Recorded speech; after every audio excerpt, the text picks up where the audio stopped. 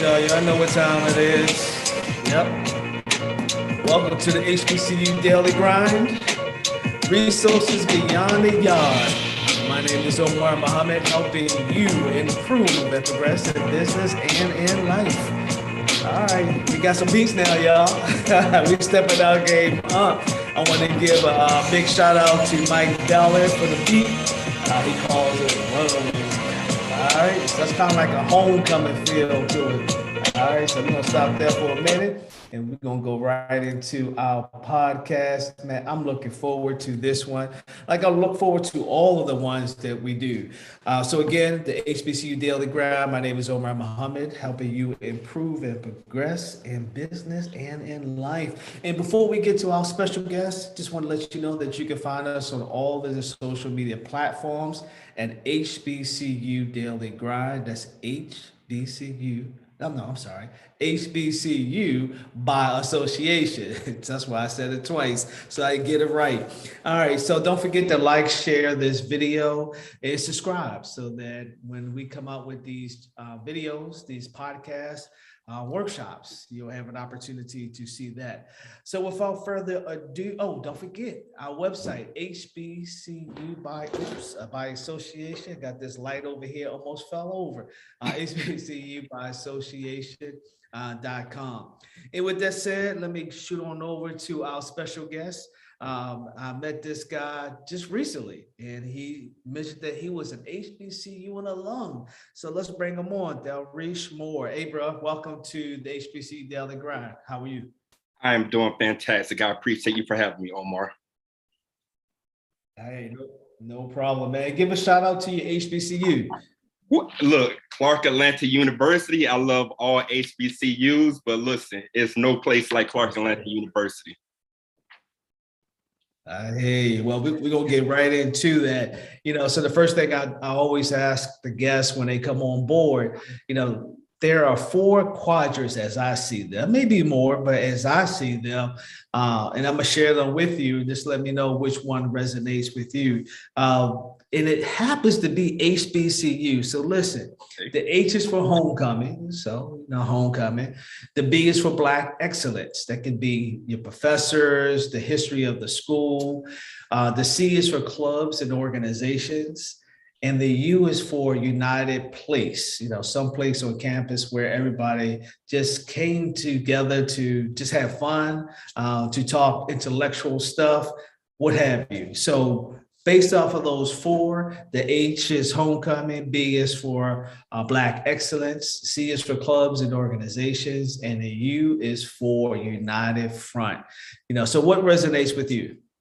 Ooh, that's a good question. Okay, I would say all 4 of them resonate with me, but the 2 that stood out to me, I would say the unity as well as the Black excellence. When you're in college, we hear you hear the phrase, it's not what you know, it's who you know.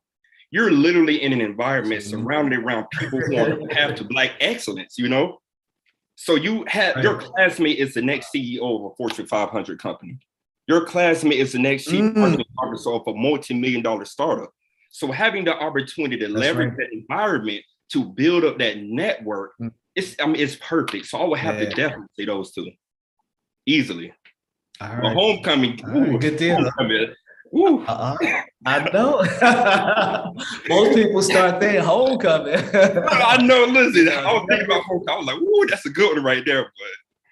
But absolutely, if you haven't been to an HBCU homecoming, you're missing out. So yes, absolutely.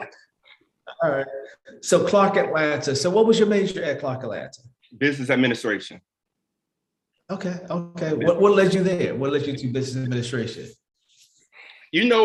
Honestly, throughout college, I was really undecided. Because when I first arrived at Clark Atlanta University, I looked at a list of careers, and the careers that I desired didn't pay the amount of money that I hoped to achieve one day. But the careers I did not want paid a ton of money. So I was really undecided, but I had to choose a major. So that's why I was like, you know what? I'm just going to go business administration.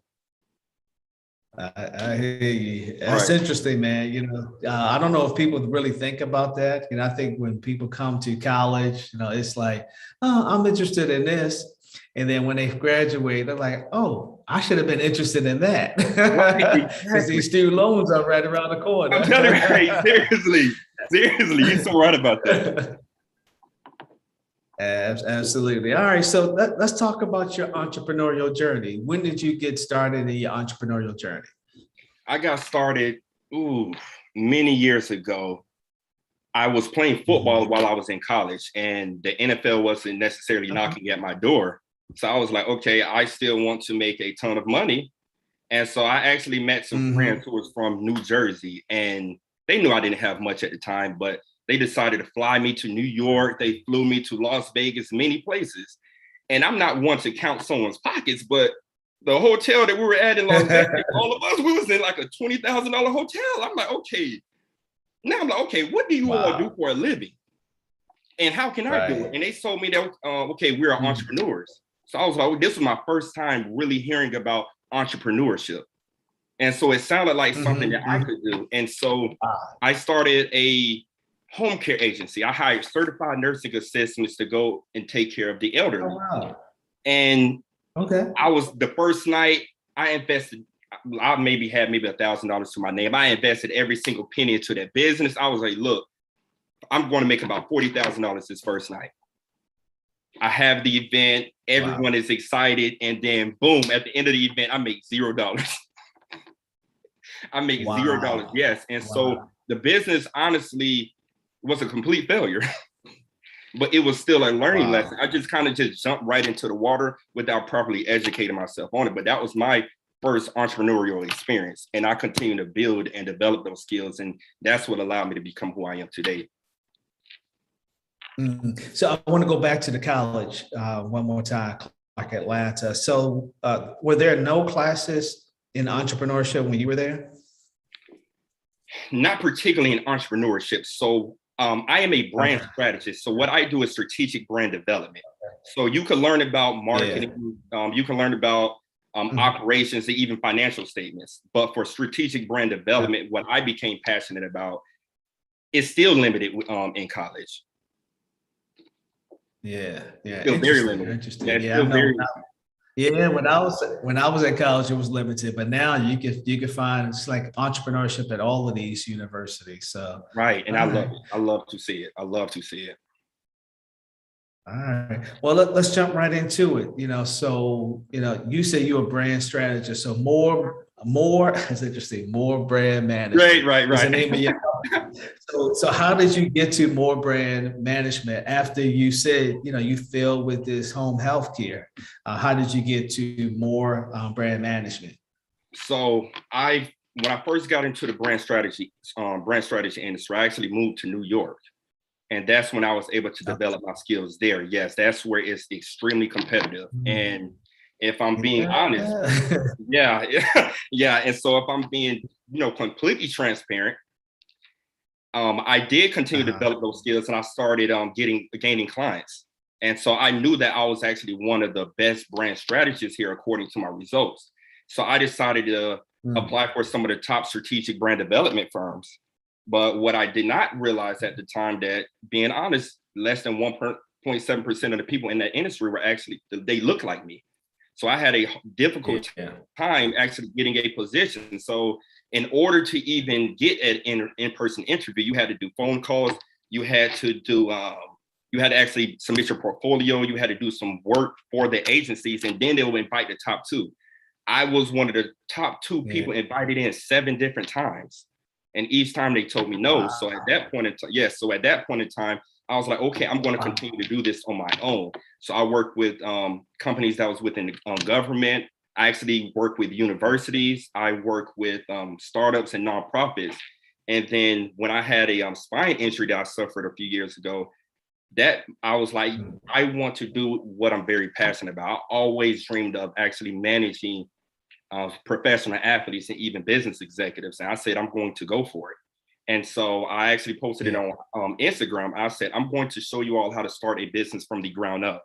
It was 1 week before the beginning of Super Bowl week. I typed up a business plan. I first started with, I said, okay, who do I know within this industry? I was like, it's hard to get in touch with athletes, you know? And when I looked at it, I was like, okay, I don't know anyone. I don't know anyone.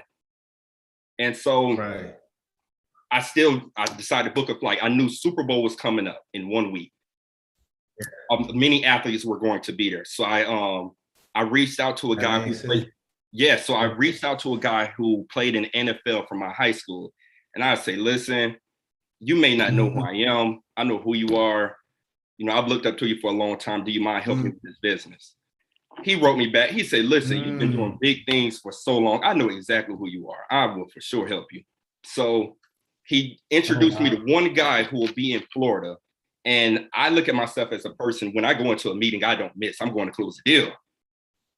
Yes, right. Once I arrived in Tampa, the meeting was in 30 minutes. I rushed to the restaurant, we met, and he just was not interested in my business idea at all. So, yes. And so I think one of the things that we don't necessarily teach a lot is actually grit. So what I asked him, I said, okay, you may not be interested, but who do you know? What rooms can I get into? You can put me into the environment. I'm going to make this thing happen. So he told me about an event that would be happening that night. I went to the event. I met one of the guys who won the MVP in the Super Bowl. Then he told me about another event. And then that yes. And so the next event, now I met 3 people. And then I meet 5 people. And then I meet 7 people. And then some of them became my clients. And now I was able to get referrals. And so that's how I was able to start and grow this business. I hear you, man. Yeah, it's that grit and that grind. That's why this show is called the HBCU Daily Grind. Yeah, you got to always be on your grind to make sure that you reach out. And don't give up. Don't give up on that. So I heard something about spine injury. You know, sometimes in business, you know, we have some hiccups, and I know you had a hiccup. You want to share your story about that? Yes. So, and how did you had the hiccup, and how did you overcome the hiccup? Wow, that's a great question. Omar, you're trying to get me emotional here. Okay. So back in 2019, I was on cloud 9. I was preparing for my first national speaking tour. And honestly, it was the highlight of my life. I was super excited. Press was coming out all over the world. And so I'm like, listen, it's go time. This is my moment. 2 weeks before the beginning of that tour, I was a passenger in a car accident. So I suffered injuries to my head, my knee, and most importantly, my spine. And so I would never forget being in the hospital and the doctor telling me there is not going to be a speaking tour. So I'm like, what do you mean? They was like, this is going to be a long road to recovery if you're even able to make a 100% recovery. So we had to cancel that tour. And actually one of my biggest supporters who live in Florida, she had been contacting me saying, hey, I'm super excited for your event here in Florida. I'm going through so much in my life right now. I know that when I come to your event, you'll be able to help me. You'll be able to give me the words that I need. And so of course I had to cancel the tour. 1 week after we were supposed to have the event in Florida, she actually committed suicide. And so, yes. So I was actually already depressed, but that took me into a very deep depression. But I knew many people were watching me. And so I told my supporters, I'll say, I'm going to get through this because I want to show you all that anything is possible. I heard about a specialist who lived in a team that was in San Diego, California. I packed up all of my bags and I moved to San Diego, and every single day I worked. Every single day I worked my butt off. And today I was able to make a 110% recovery. So congratulations. Thank you so much. Thank you so much. And you know, when I was sitting there, I just asked myself, I said, okay, what haven't I achieved? What haven't I done? I said, you know what? Instead of having a national speaking tour, I want to have an international speaking tour. So last year, in the middle of last year, I actually moved to South America. I actually moved to South America and in order to master Spanish. And so I am preparing on April the 6th. I will be starting my tour, but not only will it be national, it'll be international because I've been able to go out there and learn Spanish as well. There you go, man. Well, congratulations, man. And I'm glad to see you back on your feet, man. You know, so some of the things that, you know, entrepreneurs go through, we don't mention this a lot, is stress and really, you know, the mental health issue that a lot of entrepreneurs, they don't think that they're going through, but we are going through it.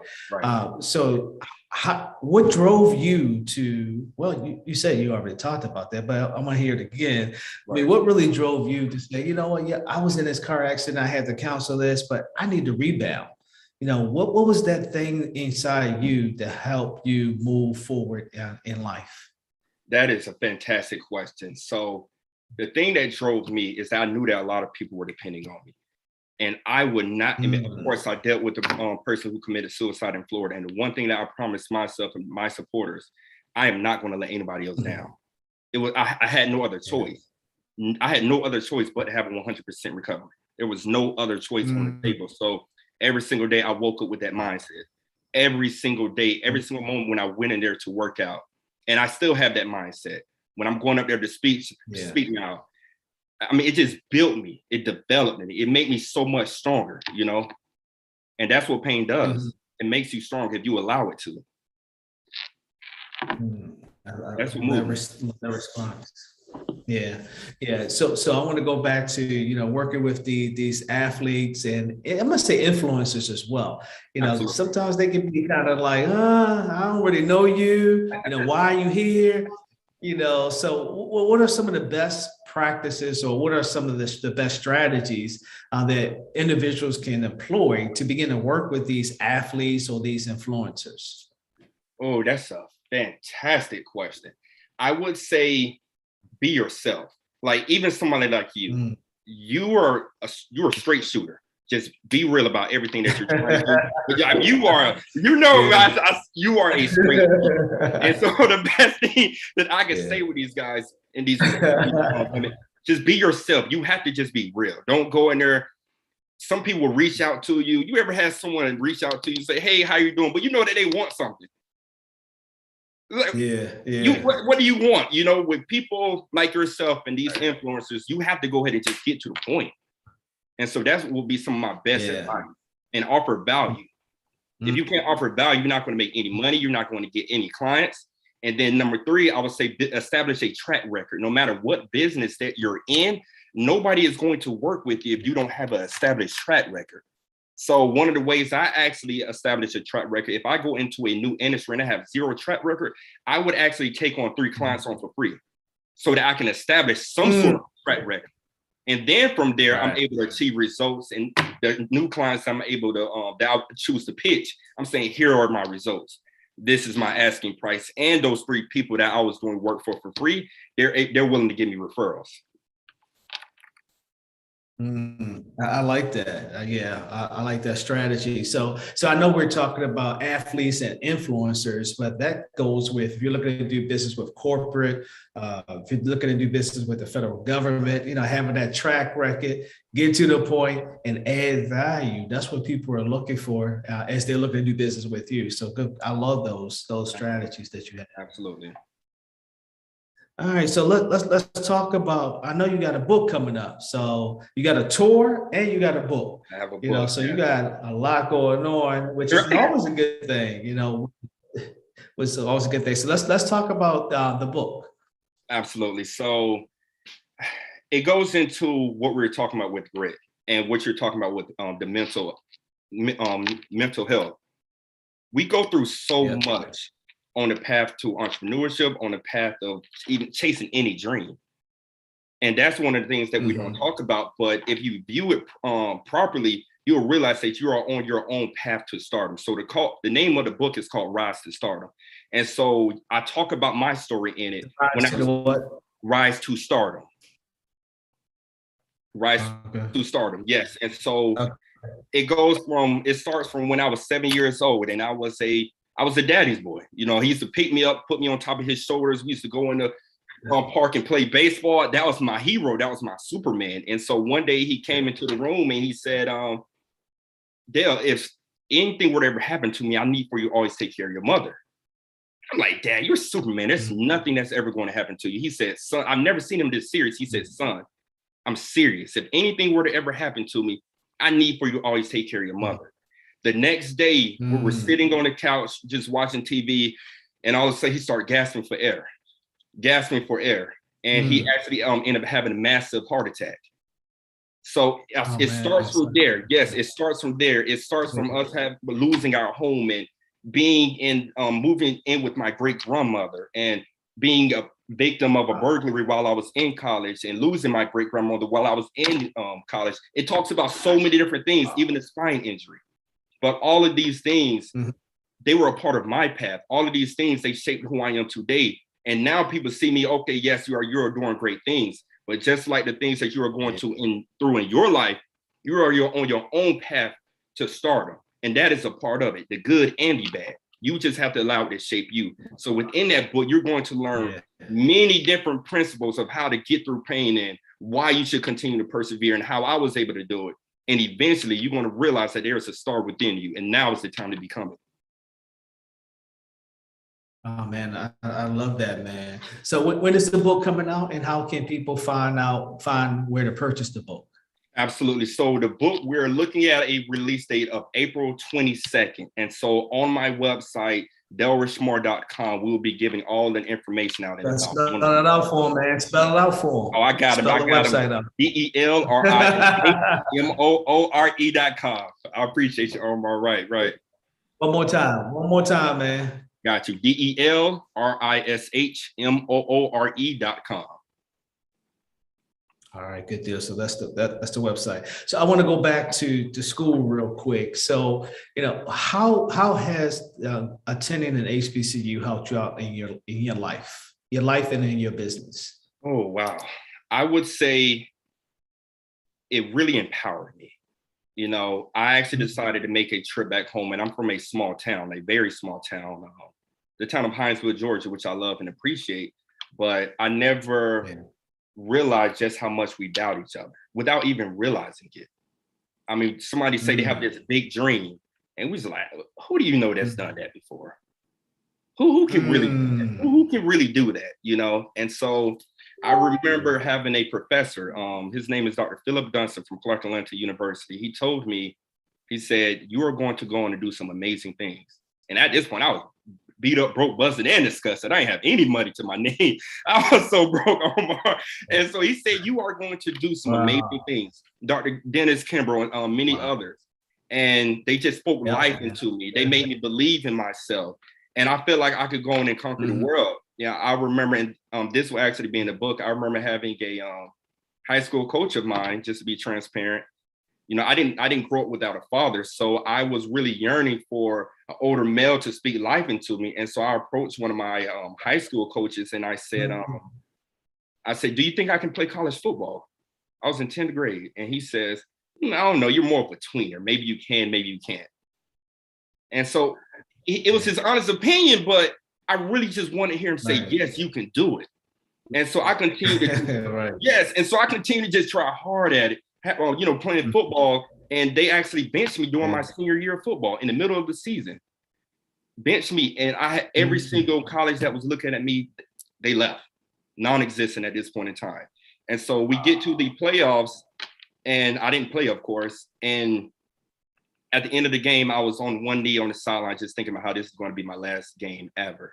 And all of a sudden, I saw the coach from the other team jogging over to me. The head coach from the other team, Stevenson High School, Coach Johnson, walked over to me. He says, number 41, Delrish Moore. He says, why weren't you on the field? We received the film from the beginning of the season. We have been preparing for you all game. And I said, wow. I said, my coach is benched me. Wow. Yeah. I said, my coach is benched me. And he says, well, what college are you going to? I said, well, I don't have any colleges because I've been on the bench for the remainder of the season. And he said, send me your footage. I sent him my footage. He got me 7 scholarship offers immediately.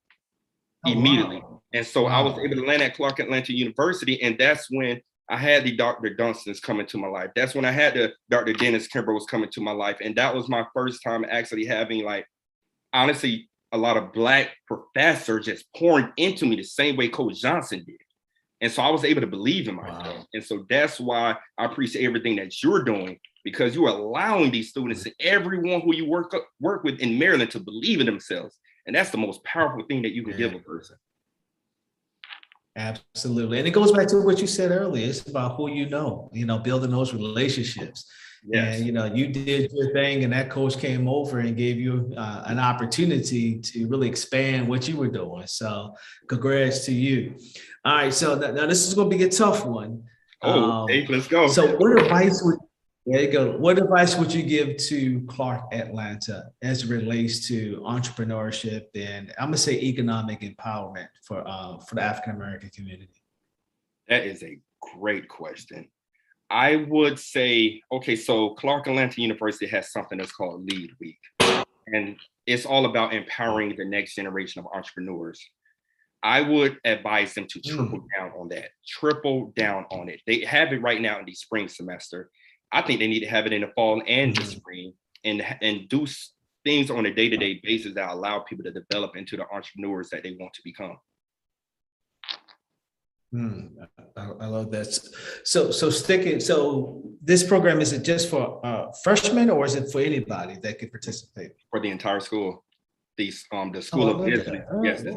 The School of Business, they actually run the event, and they take on like corporate sponsors and host the event for the students. But yeah, it's for the entire university. And you even have students from Morehouse and Spelman that come over and attend as well. Oh, okay. All right, good deal. I'm glad that they have that down there. All right. Any final thoughts? Oh, I got to ask this question. I didn't ask this question earlier. Is there a particular building that resonates with you when you were on campus? That was your building that you really stayed in, and whatever you did. Is there a particular place on campus for that resonates with you? Wow, that is a great question. I would probably say it is the most popular territory at Clark Atlanta University. It's not necessarily a building, but it's what we call the promenade. Clark Atlanta is really mainly one large stretch, and that is where everything occurs. And so I just remember being there at a time when I first arrived at college, like, I'm here, I've left this small town, I'm about to accomplish so many things. That's where I met so many of my friends. That's when I was broke, I sat right down that promenade. I was like, I'm going to become something one day. After I became something, I went right back to that promenade. And so I would say the Clark Atlanta University, and when I say the promenade, even from Clark Atlanta University, you know what I'm talking about. You promenade. Absolutely. Absolutely. So great, man. So once again, give your website out. And is there anything else you want to add? Is there a question that I didn't ask, or we didn't have a conversation about anything? You feel free to just go for it. Honestly, I just want to say I really appreciate you. I've spoken with many people, many different universities, and just the energy and the enthusiasm that you have towards entrepreneurship and you just giving life to so many people up there in the Maryland area that it's so inspirational, man. It's so inspiring. And I just want to say, I really appreciate you. And I know I speak for so many people when I say that. So thank you, good brother, for everything that you're doing. And appreciate it. And likewise.